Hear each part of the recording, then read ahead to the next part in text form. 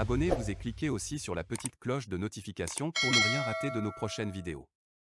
N'oubliez pas de partager aussi la vidéo et de la liker. Afrique N24. Mon cher Novici,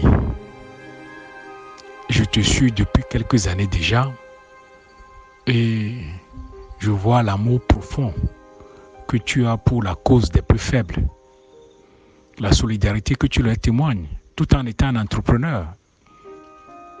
Et tu es un exemple, quelqu'un que beaucoup, des centaines, des milliers de personnes admirent par ta dévotion, ton sacrifice, mais aussi la volonté que tu as pour que les choses changent, pour le mieux de tous. Franchement, en t'écoutant à chaque fois, ça fait plaisir. Si on avait une centaine de personnes comme toi dans toutes les communautés, 1 millier de personnes comme toi dans toutes les communautés, qui s'impliquent et qui se mettent ensemble, le changement viendra d'en bas. Ce soir, je faisais mon jogging dominical.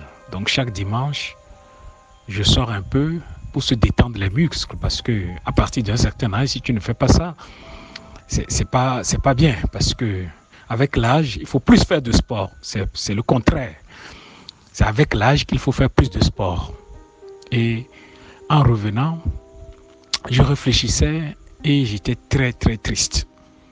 Ce qui m'attristait, c'est que j'ai l'impression que le gouvernement que nous avons ici, au Togo, est de bonne foi et veut faire plein de choses, mais il y a un talon d'Achille, un point faible sur lequel, malgré tout ce qu'il décide comme programme, projet, bonne volonté, industrialisation, ça ne va pas réussir.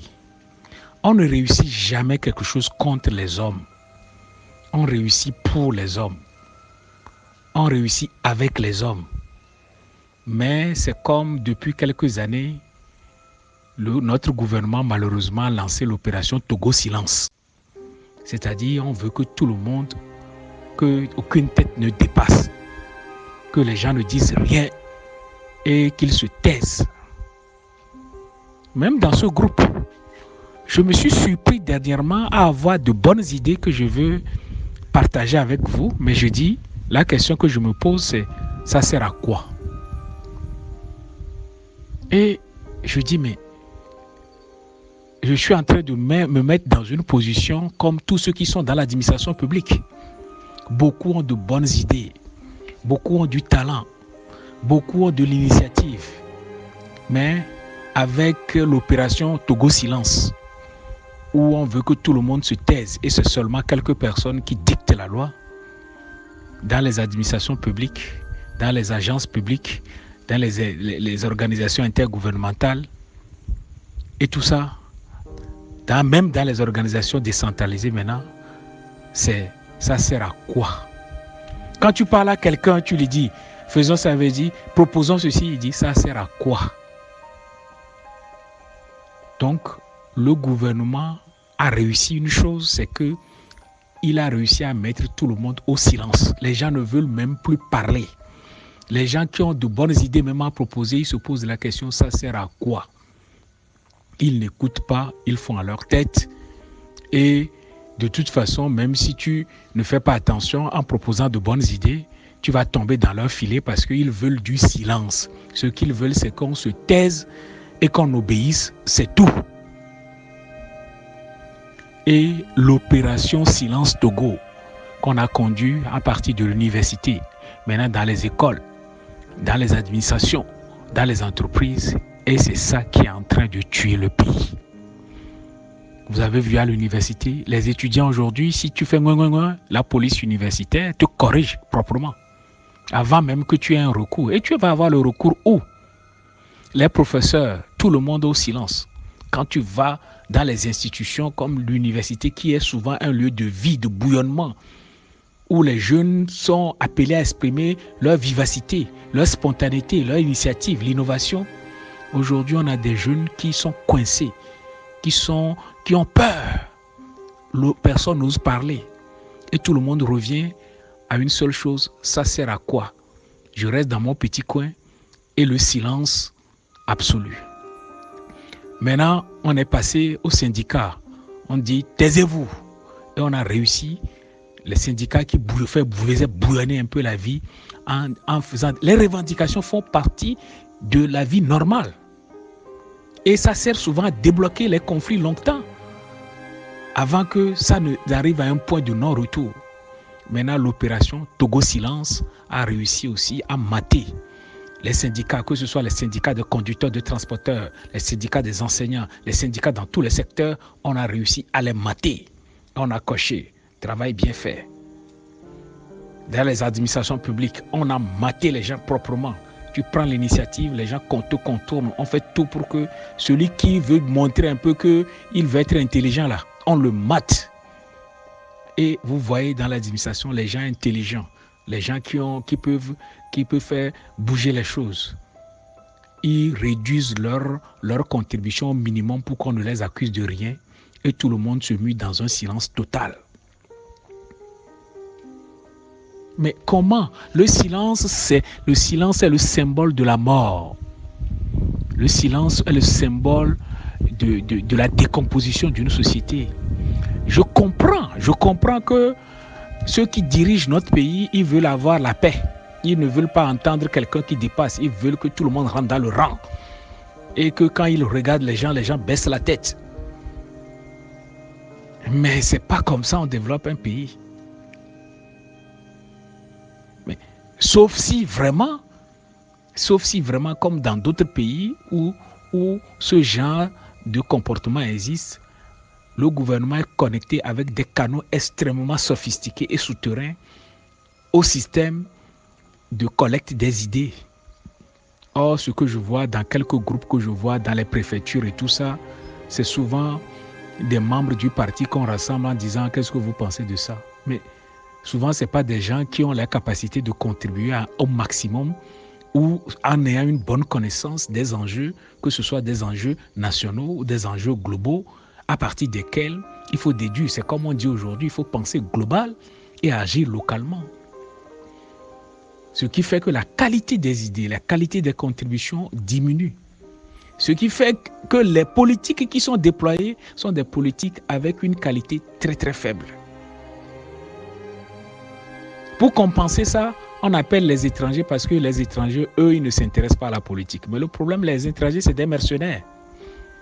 On voit ce qui se passe à Togo comme actuellement. Donc, je nous appelle. Il faut laisser les gens s'exprimer. Un père, même un père qui a des enfants, à un moment donné, les enfants contestent l'autorité du papa. Même entre les enfants d'un même père, d'une même mère, il y a des querelles, il y a des chahutements. Mais au plus fort, comment est-ce qu'on peut vouloir diriger tout un pays avec des dizaines d'ethnies, des gens venant de partout, des éducations différentes, en voulant soumettre tout le monde au silence? C'est impossible. Et ça tue. Ça nous tue collectivement. Quand je me suis surpris moi-même personnellement à dire, ça sert à quoi même de critiquer? Ça sert à quoi même de proposer? Et je pense qu'il y a des milliers de Togolais capables à l'étranger comme à l'intérieur qui aujourd'hui ont fermé leur gueule. Donc, le fleuve, sans les petites rizières, les petites branches qui l'alimentent, sans ça, le fleuve là va se dessécher. Ça tarit. C'est pourquoi aujourd'hui, la qualité des idées dans notre pays est tellement tombée basse. Une dernière chose que je veux ajouter, on n'a pas d'avenir dans ce pays si on ne libère pas les espaces de créativité, de spontanéité, d'initiative. Et qu'on permette aux gens de faire des erreurs. Sans les aires de jeu où les enfants mettent le sable dans la bouche, font n'importe quoi, les enfants n'arrivent pas à acquérir les aptitudes motrices, cognitives pour pouvoir se développer. Un peuple, c'est la même chose. L'opération Togo Silence qui a été lancée par le régime pour avoir la paix, le régime va avoir la paix. Les partis politiques seront laminés. Personne n'a plus le droit de parler. Les syndicats laminés. Les enseignants laminés. Les infirmières laminés. Les docteurs laminés. Les intellectuels laminés. Les activistes laminés. Tout le monde laminé. Et en haut, il y aura quelqu'un qui est perché là-bas, qui est aussi silencieux et veut le silence en bas. L'opération Togo Silence, c'est une mauvaise chose. Ce n'est bon ni pour le régime, ni bon pour le pays. Le bouillonnement fait partie des conditions nécessaires à la créativité, à l'innovation et à la vie. Là où il y a le silence, c'est le cimetière. Vouloir réduire tout un pays au silence. Quel projet macabre! Ceux qui pensent que ce pays mérite mieux. Ce pays mérite un bouillonnement, une vivacité, l'échange des idées. Comme on nous apprenait à l'école, thèse, antithèse. Maintenant, on veut thèse seulement. L'antithèse, on te massacre. On dit on ne veut pas d'antithèse. Mais sans antithèse, il n'y a pas de synthèse. La thèse devient la synthèse. Et en général, comme dans toutes les sociétés, dans toutes les histoires, sans une fortitude intellectuelle nécessaire à ce bouillonnement, même dans les pays que nos pays cherchent à copier, mais vous ne pouvez pas imaginer la compétitivité des idées, la compétitivité dans des idées dans des institutions comme le Parti communiste chinois. C'est pourquoi les Chinois n'ont jamais appelé, n'ont jamais voulu avoir le développement. Ils ont dit, nous ne voulons pas le développement. Nous voulons un développement scientifique. Et le développement scientifique se fait sur la base de données, sur la base de la contradiction, sur la base de la revue des pairs. Sans émotion, avec la logique, l'expérimentation. Et pour ça, c'est pourquoi ils disent, nous voulons, et cette démocratie, on l'appelle la démocratie privée. C'est-à-dire qu'on discute bien à l'intérieur, mais à l'extérieur, on a un front commun. Et la compétition à l'intérieur c'est de la méritocratie. Aujourd'hui, contrairement aux origines humbles de ceux qui nous gouvernent aujourd'hui, on est en train de mettre de côté la méritocratie et on réintroduit toutes les maladies qui font que les sociétés tombent. Les enfants d'eux qui deviennent les nouveaux chefs. Ça, c'est très mauvais pour une société. Ça, le népotisme, le favoritisme, le tribalisme sont des choses qu'il faut combattre pour qu'un pays se développe, parce que une ethnie n'a pas le monopole de l'intelligence. Une ethnie n'a pas le monopole du savoir. C'est le brassage des cultures, le brassage des idées qui fait le développement. Le fait d'être descendant d'un ancien ministre ne fait pas qu'on a les qualités pour devenir ministre. Non. L'humble enfant du village peut devenir ministre par le mérite de l'éducation, la discipline au travail, le dévouement et l'engagement. Or, aujourd'hui, toutes ces vertus, l'éthique qui fait qu'une société prospère et dure, aujourd'hui, toutes ces valeurs-là sont mises de côté. Et la seule valeur qu'on promet, c'est le silence. Taisez-vous et obéissez. Vous avez réussi. Nous allons tous nous taire. Nous allons parler seulement de la pluie, des femmes, des hommes, de la bière, de l'alcool, du football. On ne va plus parler de politique. Vous avez réussi. On va être silencieux. On parle seulement entre nous. On ne vous parlera plus. Merci. Je lève la main, je suis d'accord, vous avez gagné, je deviens silencieux, je ne dis plus rien. L'opération Silence, Togo, a réussi. Mais si c'est ce que vous voulez, je pense que le silence emporte tout ce qui la pratique à un moment donné, parce que ça mène au cimetière. Bonne écoute à tout le monde, et j'espère que vous allez partager ce message pour que nous en prenions tous conscience. Et savoir que toutes les décisions qu'on prend du haut vers le bas, du bas vers le haut, ont des conséquences. Les conséquences, c'est que ce pays va continuer à s'appauvrir. Malgré les clins-clins et les faux rapports qu'on produit pour dire que ça avance à gauche et à droite. Tout le monde sait que ça ne va pas. Les routes, les infrastructures,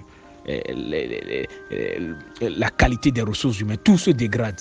Le niveau de nos enfants à l'école, tout le monde sait, les enfants, ils reviennent de l'école, ils savent absolument rien. Les enseignants aujourd'hui, tout le monde, heureusement, on a réussi, Kokoroko a réussi, il a vraiment réussi. Maintenant, les enseignants sont rentrés dans le rang. Mais la conséquence, c'est que quand ils sont rentrés dans le rang, chacun fait le minimum. Si on dit, ils donnent les notes ils donnent les notes seulement. Vous voulez que les enfants réussissent 12, 12, 12, 11, 12, 11, 12, 11, 12. Certains ne lisent même pas les copies parce qu'ils s'en foutent, parce qu'ils ne voient pas que ça va faire un changement. Ils sont arrivés à la même conclusion que moi. Ça sert à quoi? C'est ce qu'ils veulent, non? Quand que nous sommes comme des animaux, il faut que juste qu'on obéisse. On n'est pas des hommes, on n'a pas à réfléchir, on n'a pas à revendiquer. Donc, il y a un sabotage collectif. Le sabotage collectif est basé sur une chose simple. Les gens se disent, ça sert à quoi? Je me protège à un moment, à mon niveau individuel. S'il a l'occasion, il vole. S'il a l'occasion, il triche. S'il a l'occasion, il fait de mauvaises choses. La seule chose, c'est pourquoi on ne l'attrape pas. Parce que quand on réduit des humains au silence, ils se considèrent comme des animaux, ils agissent comme des animaux. C'est pourquoi notre société devient de plus en plus violente. Merci pour votre écoute.